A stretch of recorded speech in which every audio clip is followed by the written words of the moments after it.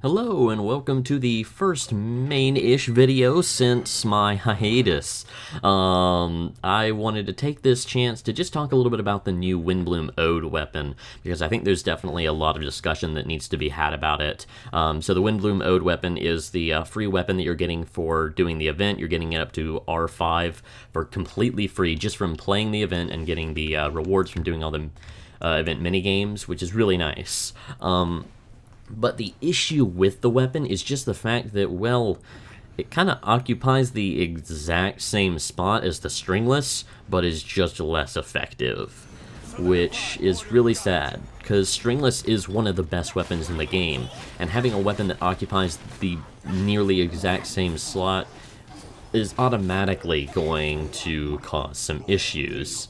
So essentially, the Stringless and the Windblume Ode, they both have the exact same stat lines. So they both have the same base attack, and they both give Elemental Mastery as the substat, and that Elemental Mastery is the same value at all levels. So the only thing actually differentiating them is their passive abilities. So the Stringless gives a constant, consistent percent damage bonus to your elemental skill and elemental burst damage. It's a really high buff, and it is really nice in being consistent. It is always there 100% of the time. Meanwhile, the Windblume Ode grants an attack buff, and a decent but not amazing attack buff after using an elemental skill, but it only applies for 6 seconds after you use your elemental skill. So the main thing differentiating these two passives is, one, the Stringless is a more substantial buff, and it is consistent, but it is only to your elemental skill and elemental burst damage. That's the only buff that's the only damage that is getting buffed by it. Meanwhile, the Windblume Ode is a less is an inconsistent in a way, because it's only lasts for 6 seconds after using an elemental skill, so it's not up always.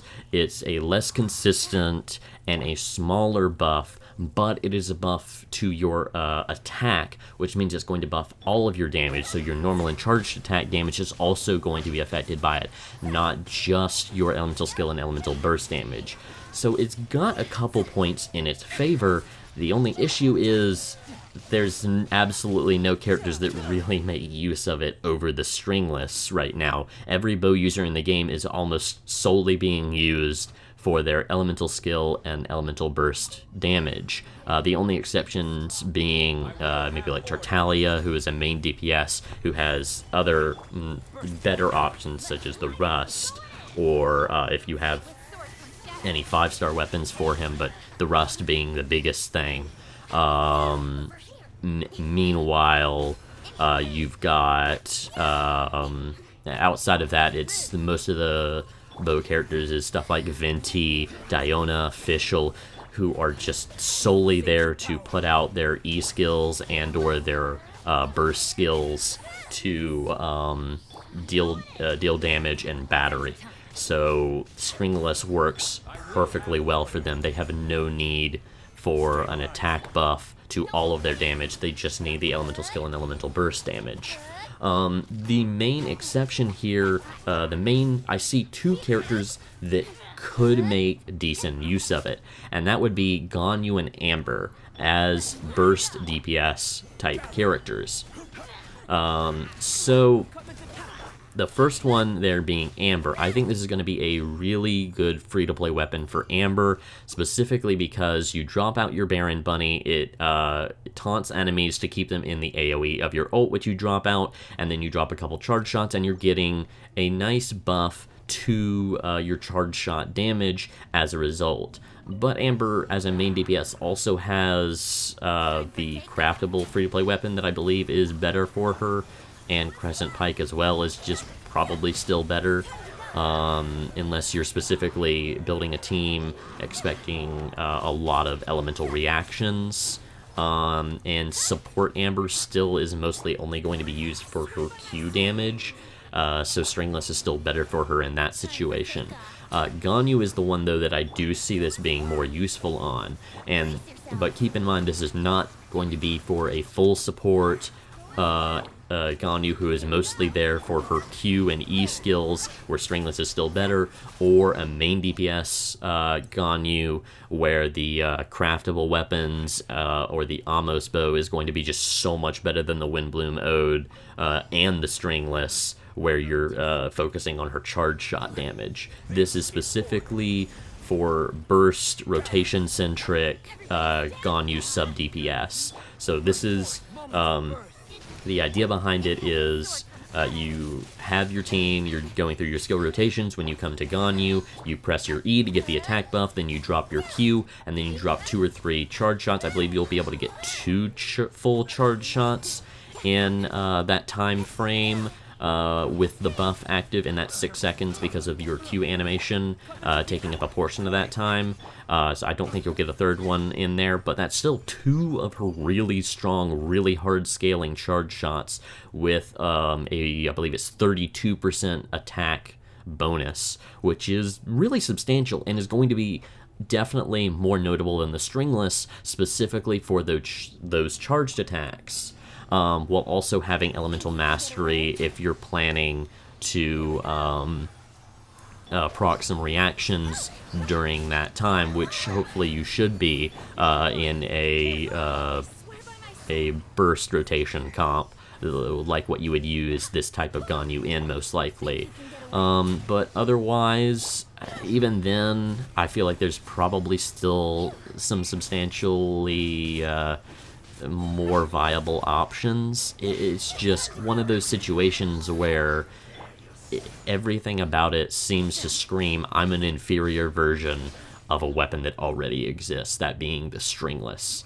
Now, for free-to-play players who don't have Stringless, or who only have one Stringless, but have multiple characters that could run it, as pretty much, if you have multiple bow users, you have multiple characters that would love to have a Stringless, or a weapon like the Stringless, aka the Windbloom Ode. So for players like that, this is going to be a really good weapon, and I really am glad that it kind of exists.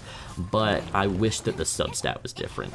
If it was up to me, I like the passive. I think it's a good passive that carves out a different niche than the Stringless somewhat, but having the same exact stat line, both numerically and stat-wise, being Elemental Mastery as the substat, it just looks like it's trying to fit the exact same mold. And if it had something like Energy Recharge, which would be fantastic for Ganyu, then I would definitely consider this being one of her best in slot weapons for that burst rotation sub-DPS playstyle.